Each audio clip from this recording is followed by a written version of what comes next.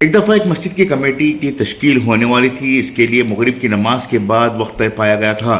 مسجد میں مغرب کی نماز میں تقریباً 20 تا 25 لوگ نماز ادا کرنے کے بعد جب باہر لوٹ رہے تھے تو دیکھا کہ مسجد کے باہر صحن میں 200-300 لوگ اکٹھا ہوئے تھے۔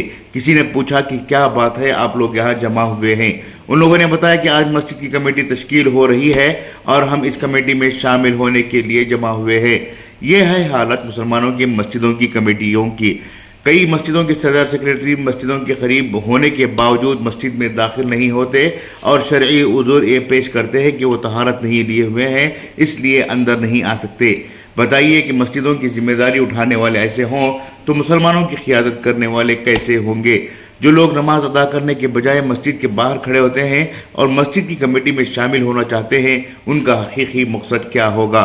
یہ لوگ سوائے عہدوں کو حاصل کرنے کے رضائے الہی کے لیے کام کرنے والوں میں سے نہیں ہیں۔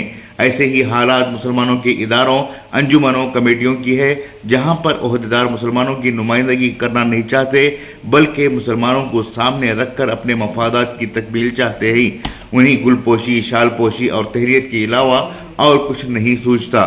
کئی ایسے لوگوں کو بھی دیکھا گیا ہے کہ جنہیں مسلمان صرف عہدہ حاصل کرنے کے بعد تہنیت کرنے کے لیے بےتاب نظر آتے ہیں۔ وہ یہ بھی نہیں دیکھتے کہ جس نے عہدہ حاصل کیا ہے کہ کیا وہ واقعی میں آخر تہنیت کرنے کے لائق ہے بھی یا نہیں۔ تہنیت، گل پوشی اور شال پوشی ان لوگوں کی جاتی ہے جنہوں نے کوئی کارنامہ انجام دیا ہو یا پھر کسی خدمت کو انجام دی ہو۔ لیکن امت مسلمہ یہ سمجھتی ہے کہ ایک عہدہ حاصل کرنا ہی خود اپنے آپ میں کارنامہ ہے، چاہے وہ بعد میں کام کرے یا نہ کرے۔ جب تک مسلمان عہدیداروں کی ذمہ داری کو نہیں سمجھتے اس وقت تک مسلمانوں کی قیادت ممکن نہیں ہے۔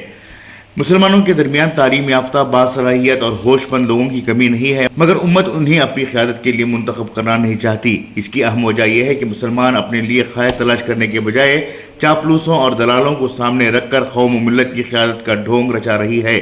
بار بار مسلمان ظلم و ستم کا شکار ہو رہے ہیں، پسماندگی ان کی شناخت ہو چکی ہے، غربت اور لاچارگی ان کا نصیب ہو چکا ہے، مگر باصلاحیت لوگوں کو لے کر کام کرنے کا جذبہ ان میں نہیں ہے۔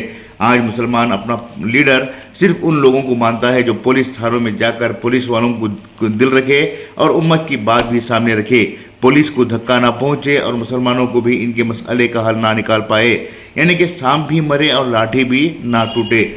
دو ٹوک بات کرنے والا، حق گوئی کرنے والا، صحیح کو صحیح، غلط کو غلط کہنے والا، ایسے لوگوں کو لوگ قائد تسلیم کرنا مسلمانوں کے بس میں نہیں ہے۔ آج یہ بھی دیکھا گیا ہے کہ کون سا قائد الیکشن میں زیادہ پیسے وصول کرنے کی طاقت رکھتا ہے اور کیسے 1500 روپے مسلمانوں میں بانٹ سکتا ہے۔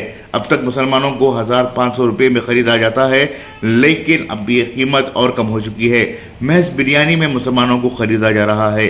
مسلمان یہ بھولتے جا رہے ہیں کہ آج مسلمانوں کے وجود کو ختم کرنے کے لیے فرقہ پرستہ خط منظم ہو کر بڑی بڑی قربانیاں دے رہے ہیں اور مسلمان ہیں کہ معمولی سے تحفوں اور عہدوں کے سامنے سر خم کر رہے ہیں۔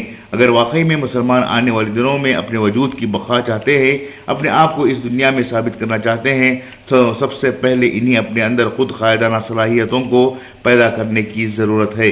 کئی علاقوں میں مسلمانوں کی آبادی اچھی ہے، لیکن آپ کو مقامی سطح پر کام کرنے والے افراد کی گروہ بندی یعنی کمیٹیاں دکھائی نہیں دیتی۔